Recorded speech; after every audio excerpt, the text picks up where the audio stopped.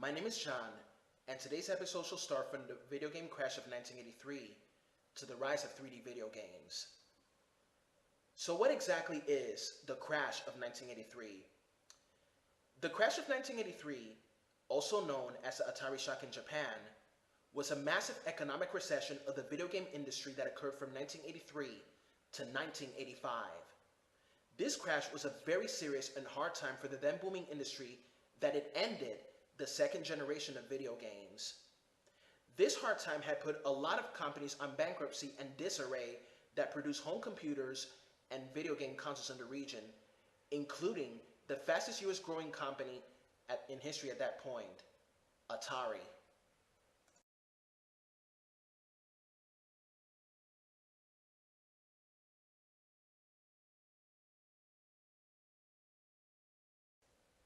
Reasons, causes, and long-term effects of the crash.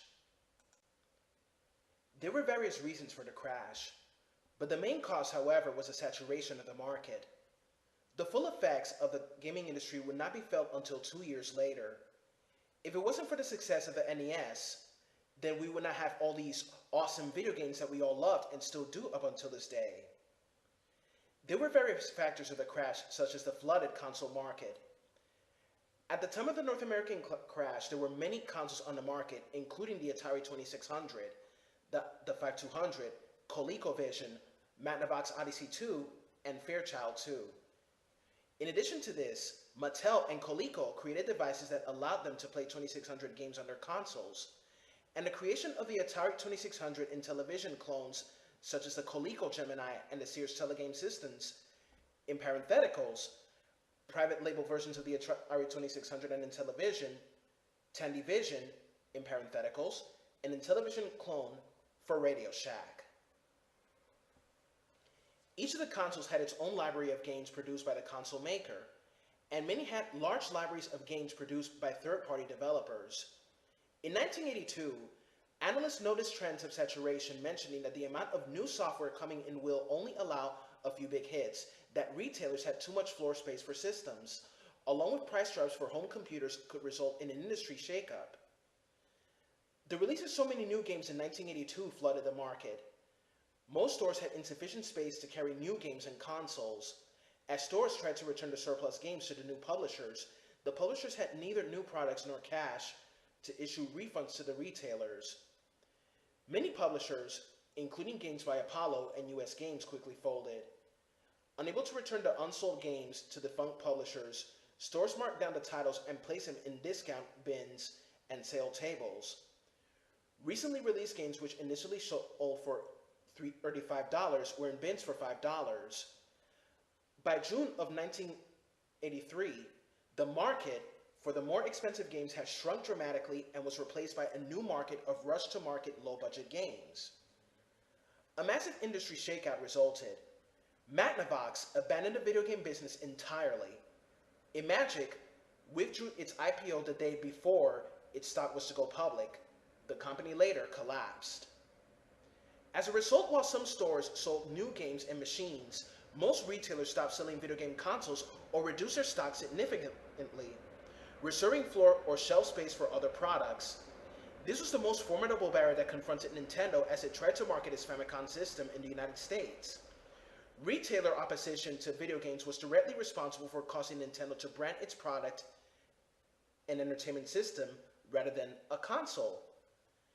Using terms such as Control Deck and Game Pack, as well as producing a toy robot called Rob, to convince toy retailers to allow it in their stores. The sales of home video games had dropped considerably during this period, from $3 billion in 1982 to as low as $100 million in 1985, despite Atari's claim of 1 million sales of its 2600 game system. During that year, recovery was slow.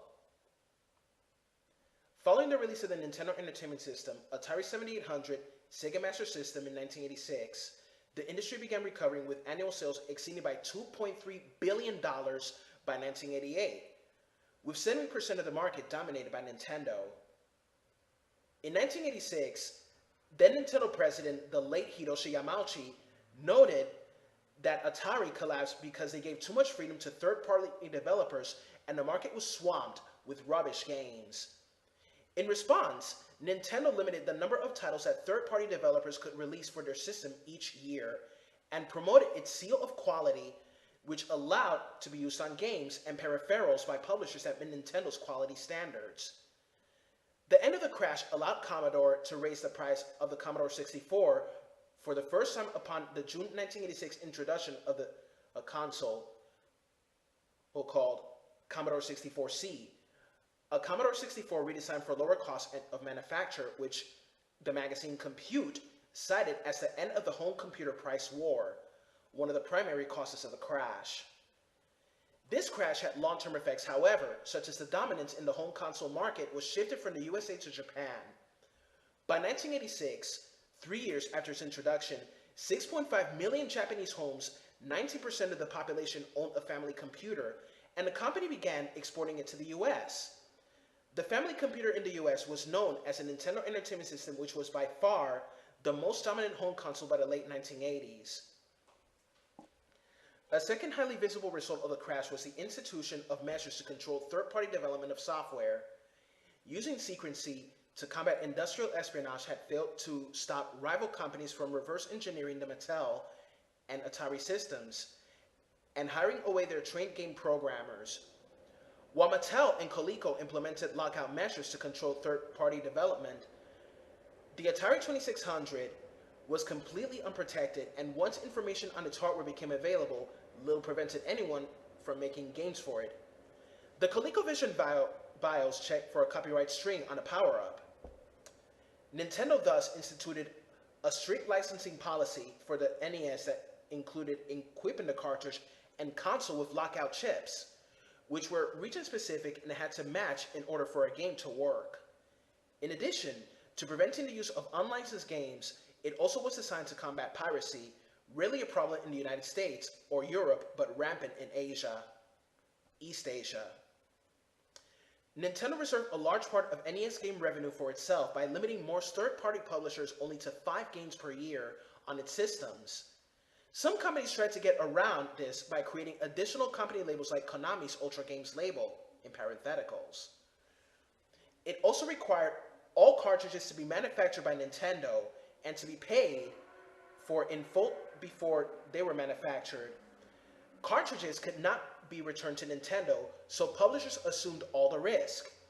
As a result, some publishers lost more money due to distress sales of remaining inventory at the end of the NES era than they ever earned in profits from sales of games. Nintendo portrayed these measures as intended to protect the public against poor quality games and place a golden seal of approval on all licensed games released for the system. These strict licensing measures backfired somewhat after Nintendo was accused of trust behavior. In the longer run, however, many third-party publishers such as Electronic Arts actively supported competing consoles such as the Sega Genesis. Most of the Nintendo platform control measures were adopted by later console manufacturers such as Sega, Sony, and Microsoft, although not as stringently. The rise of Nintendo and Sega to the home console market put an end to the economic recession of the gaming industry in the 1980s.